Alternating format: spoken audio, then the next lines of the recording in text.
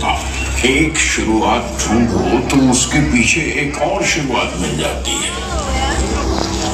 हर शुरुआत के पीछे कई शुरुआत होती हैं। ये ऐसे ही है जैसे कोई क्षितिज को यानी होराइजन को पकड़ने की कोशिश कर रहा है, जो कभी हाथ नहीं आता, वो आगे ही आगे चलता रहता है।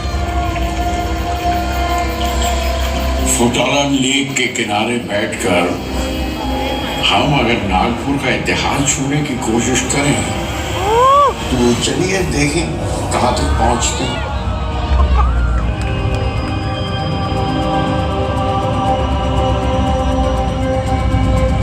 पहली बार नागपुर का नाम लिखा हुआ या दर्ज किया हुआ मिलता है 940 ईस्वी में, यानी 940 AD।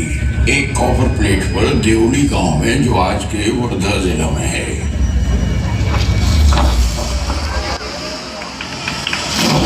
लेकिन नागपुर ये नाम आया कहां से? इतिहास इसके दो सबूत बताता है।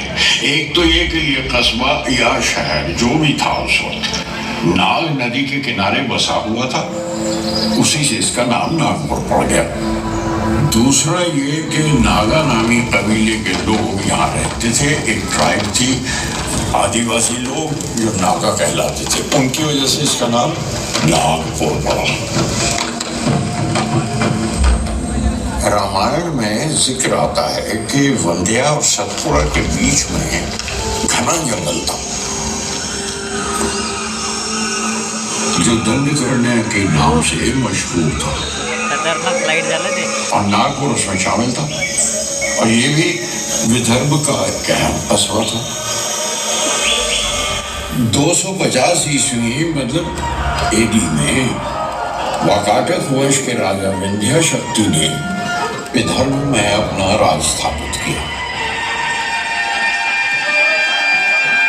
उनके बाद उनके बेटे के बेटे यानी पोते रुद्रसेन II यानी रुद्रसेन II स्वर्ण युग के चंद्रगुप्त की बेटी प्रभावती से शादी की।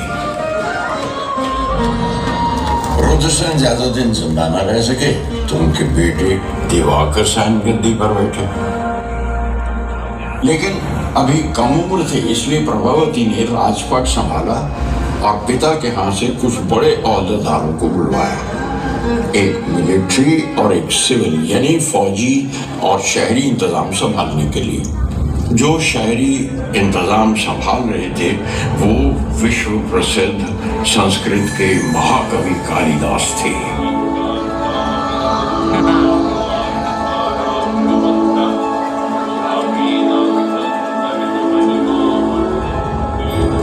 और रामगिरी, जिसे अब हम रामटेक कहते हैं, वहां बैठकर मेघदूत की रचना की। ये नाम भी नागपुर से जुड़ गया।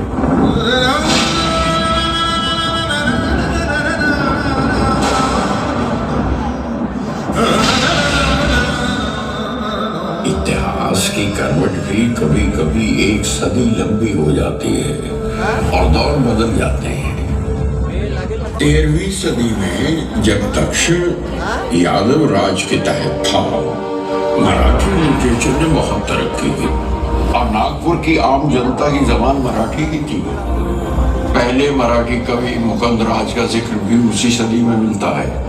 हेमाद्री नाम के यादव राजा ने अपने जमाने में बहुत से मंदिर और दूसरी इमारतें बनवाई और वो हिमाड़पंथी आर्किटेक्चर से मशहूर हो गए। आदासा, अंबोरा, भोगांव, रामटेक, नागपुर जिला में और बहुत सी जगहों पर हिमाड़पंथी मंदिर अब भी देखे जा सकते हैं। लेकिन 13वीं सदी खत्म होते होते 1318 में कुतुबुद्दीन मुबारक शाह ने यादव राजा हरपल देव को हराकर विदर्भ और महाराष्ट्र के एक बड़े हिस्से में इस्लामिक कल्चर की शुरुआत की।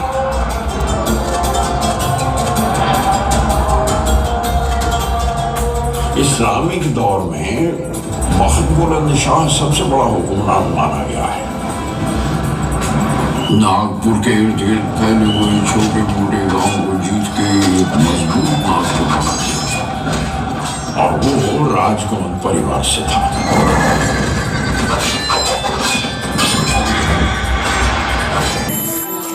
मशहूर जुमा तालाब बनवाया, जो अब गांधी सागर कहलाता है।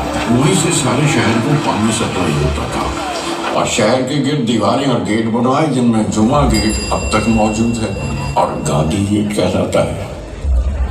जब चांद सुल्तान की मौत हुई 1739 में, तब उनकी बेवा यानी विधवा ने राजपाट का एक फैसला करने के लिए मराठा राज के सरदार रघुजी भोंसले को दावत दी और 4-5 साल के अंदर ही रघुजी ने सारा राजपाट संभाल लिया और मराठों का दौर शुरू हुआ।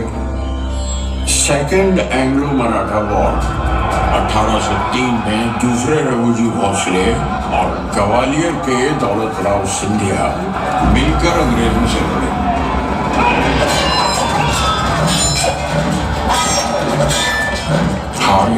और एक बड़ा हिस्सा राजपाट का अंग्रेजों को सौंपना पड़ा। अब अंग्रेजों का दौर शुरू हुआ।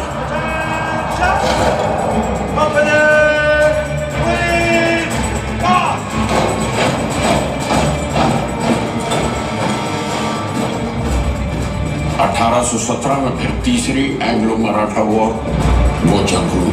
अप्पा साहब जम के लड़े अंग्रेजों से। कुछ अरसा एक आरसीसी मराठों की हुकूमत चली, लेकिन 1853 में डॉक्ट्रिन ऑफ लैप्स के तहत अंग्रेजों ने पूरा राजपाट संभाल लिया।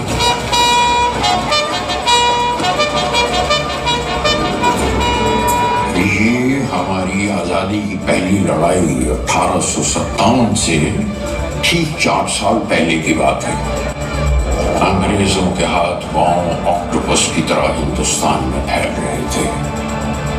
1861 में अंग्रेजों ने नागपुर को राजधानी बनाकर सेंट्रल प्रोविंसेस की स्थापना की। 1891 में कांग्रेस का 7वां अधिवेशन नागपुर में हुआ और उसकी वजह से आजादी आंदोलन में एक नई लहर दौड़ गई।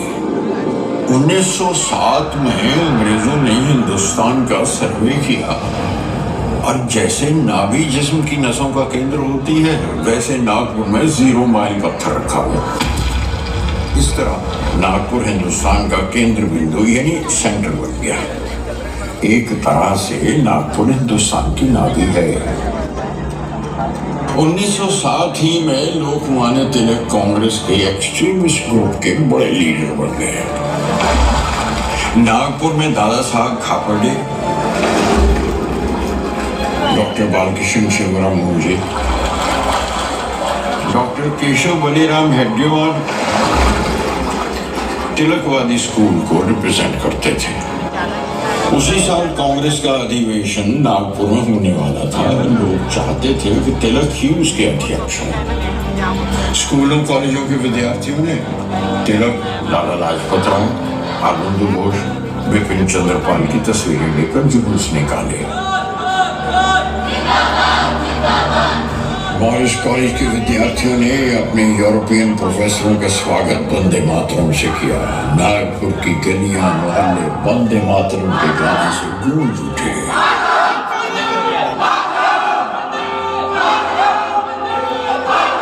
और एक नया आंदोलन शुरू हुआ, बॉयकॉट ब्रिटिश गुड्स। 1920 में जब तिलक का देहांत हुआ, कांग्रेस में काफी तब्दीलियां शुरू हो गई थी। गांधी जी ने संपूर्ण आजादी के आंदोलन की शुरुआत नागपुर से 75 किलोमीटर दूर सेवाग्राम से की और सेवाग्राम को अपनी कर्मभूमि बनाया। 1925 में विजयदशमी के दिन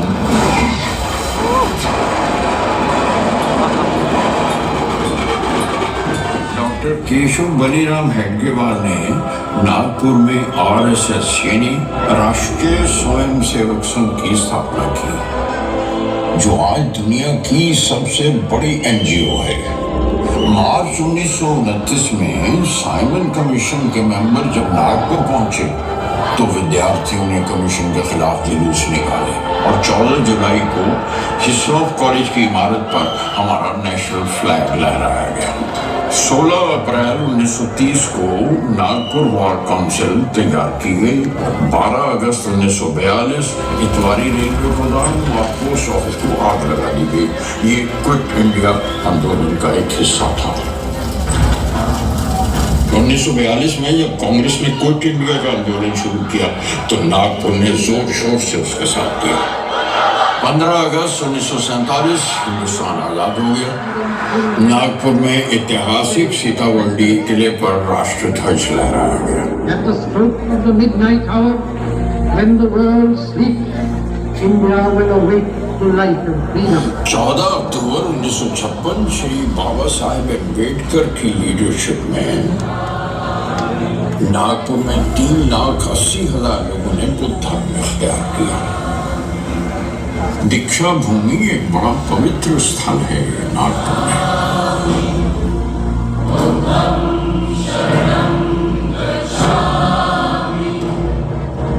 एक और चीज जिसके लिए नागपुर मशहूर है वो रॉयल बंगाल टाइगर्स है। बल्कि नागपुर को संतरा नगरी के साथ साथ टाइगर कैपिटल ऑफ इंडिया भी कहा जाता है। प्रिंट मीडिया में भी नागपुर का योगदान कम नहीं है। देश सेवक नाम से पहला मराठी अखबार 1907 में शुरू हुआ और 1922 में संस्कृत का पहला बाई मंथली मैगजीन निकाला।